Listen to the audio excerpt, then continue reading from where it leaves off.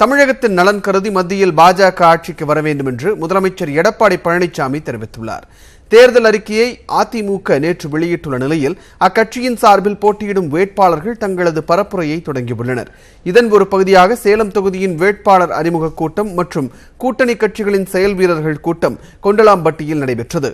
இதில் முதலமைச்சர் எடப்பாடி பழனிசாமி பங்கேற்று வேட்பாளர் சரவணனை அறிமுகம் செய்து வைத்தார்.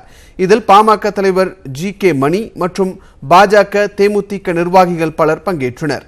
கூட்டத்தில் பேசிய முதலமைச்சர் வலுவான கூட்டணியை அமைத்துள்ளதால் இந்த தேர்தலில் மகத்தான வெற்றியை பதிவு செய்வோம் என்று நம்பிக்கை தெரிவித்தார்.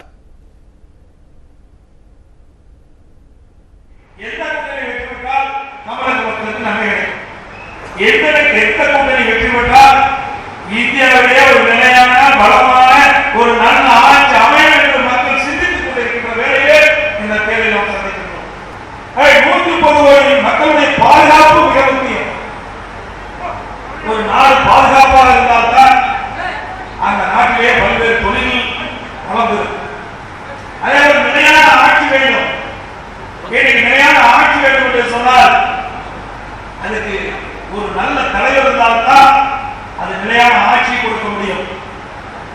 அப்படி எல்லா அம்சங்களும் பகுதியில் பாரதிய ஜனதா ஆகவே இருக்கிற கூட்டணி கட்சிகள் ஒன்றாக இருந்து பாரதிய ஜனதா நிலையான ஆட்சி பெற வேண்டும். மேலும் கூட்டத்திற்கு பின் செய்தியாளர்களை சந்தித்த முதலமைச்சர் தேர்தலுக்கு முந்தைய கருத்து கணிப்பு என்பது எந்த ஒரு தாக்கத்தையும் ஏற்படுத்தாது என்றார்.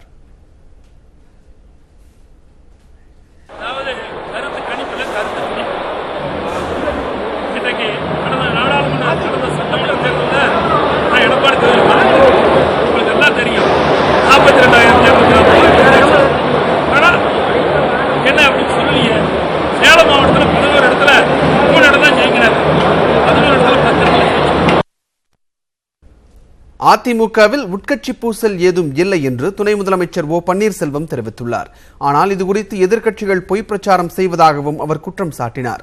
நாடாளுமன்ற தேர்தலில் தேனி தொகுதியில் அதிமுக சார்பில் ஓபிஎஸ்ஸின் மகன் ரவீந்திரநாத் குமார் போட்டியிடுகிறார். இந்நிலையில் பரப்புரையை தொடங்குவதற்கு முன்பாக மதுரையில் உள்ள மஞ்சள் மலை கோவிலில் ரவீந்திரநாத் குமார் இன்று சிறப்பு தரிசனம் செய்தார். அப்போது செய்தியாளர்களை சந்தித்த ஓ பன்னீர்செல்வத்திடம் வாரிசு அரசியல் குறித்து கேள்வி எழுப்பப்பட்டது. மக்கள் ஏற்றுக்கொண்டால் யார் வேண்டுமானாலும் தேர்தலில் போட்டியிடலாம் என்று அவர் தெரிவித்தார். சட்டபூர்வமாக அரசியலுக்கு வரக்கூடாது என்ற சட்டமும் இல்லை. அவரவர் தகுதியின் அடிப்படையில் மக்கள் ஏற்றுக்கொண்டால் அவர்கள் வருவதற்கு இந்திய அரசியல் சட்டத்தில் உரிமை இருக்கிறது. அதிமுகவில் எந்த உட்கட்சி பூசலும் இல்லை. அனைத்து இந்திய அண்ணா திராவிட முன்னேற்ற கழகம் ஒரு மனிதாபமான இயக்கம். எந்த நேரத்தில் எவ்வளவு சோதனை வந்தாலும் எங்களுக்குள் கருத்து பரிமாற்றங்களை பரிமாறிக்கொண்டு நாங்கள் ஒருவருக்கு அனுசருடன் இருக்கின்றோம் என்பதை தெரிவித்துக் கொள்கிறேன். இதெல்லாம் மற்ற எதிர்க்கட்சிகள் பேசுகின்ற துஷ்பிரயோகம், துஷ்பிரச்சாரம், தவறான பிரச்சாரம். மஞ்சள் மலை கோவில் தடை செய்யப்பட்ட வனப்பகுதியில் அமைந்துள்ளது. இதனால் வாகனங்கள் உள்ளே செல்ல முடியாதபடி கற்கள் நடப்பட்டிருந்தன.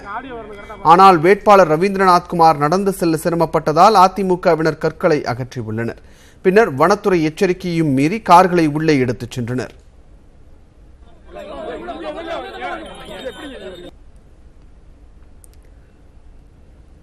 மத்தியிலும் மாநிலத்திலும் விரைவில் ஆட்சி மாற்றம் வரும் என திமுக தலைவர் மு.க. ஸ்டாலின் நம்பிக்கை தெரிவித்துள்ளார். திருவாரூரில் இடைத்தேர்தல் வேட்பாளர் பூண்டி கலைவாணன், நாகை மக்களவை தொகுதிக்கான கம்யூனிஸ்ட் கட்சி வேட்பாளர் செல்வராஜ் ஆகியோரை ஆதரித்து திமுக தலைவர் மு.க. ஸ்டாலின் பிரச்சாரம் செய்தார். பிரச்சார பொதுக்கூட்டத்தில் உரையாற்றிய அவர் மத்தியில் நடைபெறும் பாசிச ஆட்சிக்கு முடிவு கட்ட வேண்டும் என்றும் கலைஞரின் பிறந்த நாளான ஜூன் 3ஆம் தேதி மோடியின் ஆட்சி முடிந்துவிடும் என்றும் கூறினார். ஊழல் பற்றி பேச மோடிக்கு தகுதியில்லை என்று குறிப்பிட்ட அவர் ஊழல் வழக்குகளால் அதிமுகவும் சிக்கி தவிப்பதாக தெரிவித்தார். இதனால் விரைவில் மத்தியிலும் மாநிலத்திலும் ஆட்சி மாற்றம் ஏற்படும் என்று ஸ்டாலின் குறிப்பிட்டார். உங்கள் மீது உட்பட ஊழல் குற்றச்சாட்டு வந்திருக்க, நீதிமன்றத்தில் வழக்கு இருக்க, சிபிஐ விசாரணை நடத்திட வேண்டும் என்று சொல்லி இருக்கிறாங்களே. ஆக ஊழல் வழக்கு இருக்கிற காரணத்தால் நீங்க ராஜினாமா செய்யணுமே. எல்லா கட்சி தலைவர்கள் சொல்றாங்க, எதிர்கட்சி தலைவர் அத்தனை பேரும் சொல்றாங்க, ஏன் ராஜினாமா செய்யறது கேட்டப்ப என்ன சொன்னார் தெரியுமா? யார் மீது ஊழல் இல்லை, யார் மீது குற்றம் இல்லை, ஆகவே ராஜினாமா செய்ய வேண்டிய அவசியமில்லை என்று சொன்னவர் எடப்பாடி பழனிசாமி. முன்னதாக காட்டூரில் உள்ள அஞ்சுகம் அம்மாள் நினைவிடத்திற்கு சென்ற ஸ்டாலின் அங்கு மரியாதை செலுத்தினார். தொடர்ந்து வாசன் நகர், திருவள்ளுவர் நகர், மேலவடநோக்கி தெரு உள்ளிட்ட பகுதிகளில் வீதி வீதியாக நடைப்பயணம் மேற்கொண்டு வாக்கு சேகரித்தார். அப்போது இளைஞர்கள், மாணவர்கள் என பலரும் அவருடன் இணைந்து செல்ஃபி எடுத்துக் கொண்டனர். செல்லும் வழியெங்கும் அவருக்கு ஆரத்தி எடுத்து மலர் தூவி உற்சாக வரவேற்பு அளிக்கப்பட்டது. பின்னர் கருணாநிதியின் நீண்ட கால நண்பரான தென்னன் என்பவரது வீட்டிற்கு சென்ற அவர் தென்னன் படத்திற்கு மலர் தூவி மரியாதை செலுத்தினார்.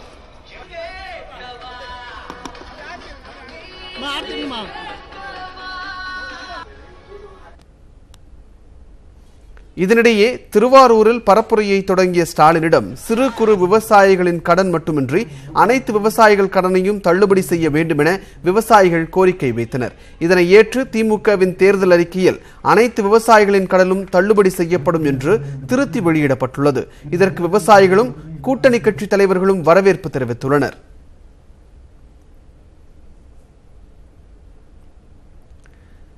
தேர்தல் பரப்புரையின் போது அரசியல் கட்சிகள் பயன்படுத்தும் உணவுகள் மற்றும் பல்வேறு பொருட்களுக்கான விலைப்பட்டியலை தேர்தல் ஆணையம் வெளியிட்டுள்ளது. இதேபோன்று கடும் வெயிலும் கூட்டம் நடத்தக்கூடாது என்றும் தேர்தல் ஆணையம் அறிவித்துள்ளது.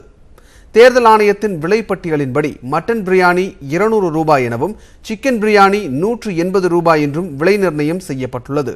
காலை சிற்றுண்டி, மதிய உணவு 100 ரூபாய் எனவும் வெஜிடபிள் பிரியாணி 100 ரூபாய் என்றும் விலை நிர்ணயம் செய்யப்பட்டுள்ளது. 1 லிட்டர் குளிர்பானம் 75 ரூபாய், இளநீர் 40 ரூபாய் மற்றும் தண்ணீர் 1 லிட்டர் 20 ரூபாய் என்றும் நிர்ணயிக்கப்பட்டுள்ளது. இது தவிர தேர்தல் பரப்புரையின் போது பயன்படுத்தப்படும் பூ 60 ரூபாய் என்றும் சால்வை 150 ரூபாய் என்றும் பூனம் புடவை 200 ரூபாய் என்றும் விலை நிர்ணயம் செய்யப்பட்டுள்ளது. பரப்புரைக்காக செயல்படும் வாகன ஓட்டுநருக்கு நாள் ஒன்றிற்கு 695 ரூபாய் மற்றும் தொழிலாளர்களுக்கு 450 ரூபாய் வரை வழங்கலாம் என்றும் தேர்தல் ஆணையம் நிர்ணயம் செய்துள்ளது.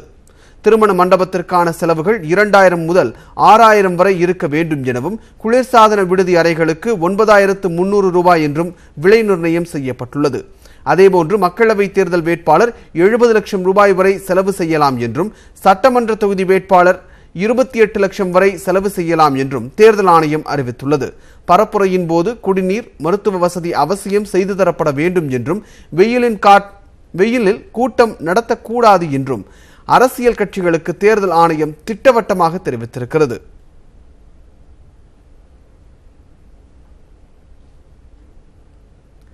வாரிசு என்ற காரணத்திற்காக மட்டும் திமுகவில் யாருக்கும் தேர்தலில் போட்டியிட வாய்ப்பளிக்கவில்லை என்று உதயநிதி ஸ்டாலின் கூறியுள்ளார்.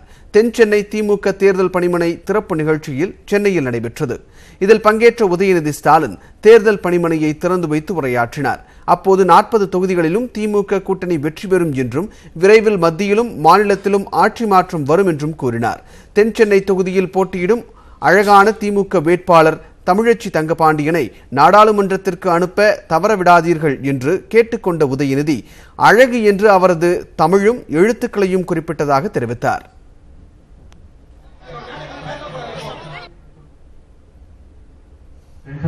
வாக்காளர் பெருமக்களை கேட்டுக்கொள்வது, இவ்வளவு அழகான ஒரு வேட்பாளரை உங்கள் பிரதிநிதியாக அனுப்ப நான் அழகு என்று சொல்வது அவருடைய தோற்றத்தை நான் சொல்லவில்லை. அவருடைய அழகு தமிழ், அவர் தலைவரிடமும் தளபதியிடமும் அந்த பங்கு பாசம், மக்களுக்கு அவர் சேவை செய்ய வேண்டும் என்ற அந்த கொள்கை, திராவிட முன்னேற்ற கழகத்துடன் கொள்கை பிடிப்பை நான் அழகு என்று சொல்கிறேன்.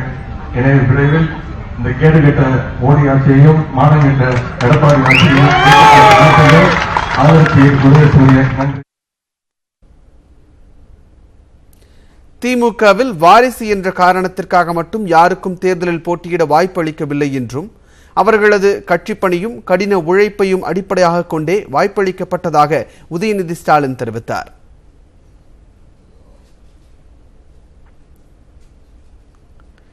நீட் தேர்வை ரத்து செய்வோம் என்று அதிமுக கூறியிருப்பது மிகப்பெரிய நகைச்சுவை என தூத்துக்குடி மக்களவை தொகுதி திமுக வேட்பாளர் கனிமொழி விமர்சித்துள்ளார். முத்தையாபுரத்தில் தேர்தல் பிரச்சார கூட்டத்தில் பங்கேற்ற அவர், ஜனநாயக நாட்டில் இருக்க வேண்டும் என்று நினைப்பவர்கள் இந்த தேர்தலை ஒரு போராட்டக்களமாக நினைத்து செயல்பட வேண்டும் என்று கேட்டுக்கொண்டார். நீட் தேர்வுகளை கொண்டு வருவதற்கு காரணமாக இருந்த அதிமுகவும் இதையே சொல்லியிருக்காங்க. இதை விட பெரிய முரண் நகைச்சுவை வேற எதுவும் இருக்க முடியாது.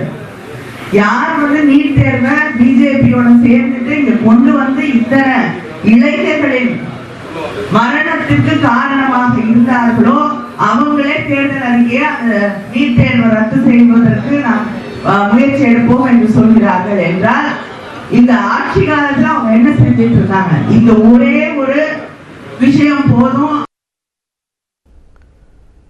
கள்ளக்குறிச்சியில் களம் காணும் தேமுதிக வேட்பாளர் LK சுதீஷ் அதிமுக கூட்டணியில் அங்கம் வகிக்கும் பாமக நிறுவனர் ராமதாஸை சந்தித்து வாழ்த்து பெற்றார். அதிமுக கூட்டணியில் இடம்பெற்றுள்ள தேமுதிக சார்பில் கள்ளக்குறிச்சி தொகுதியில் LK சுதீஷ் போட்டியிடுகிறார். இதற்கான தேர்தல் பரப்புரையை தொடங்குவதற்கு முன்னதாக தைலாபுரத்தில் உள்ள பாமக நிறுவனர் ராமதாஸ் இல்லத்தில் அவரை LK சுதீஷ் சந்தித்து வாழ்த்து பெற்றார்.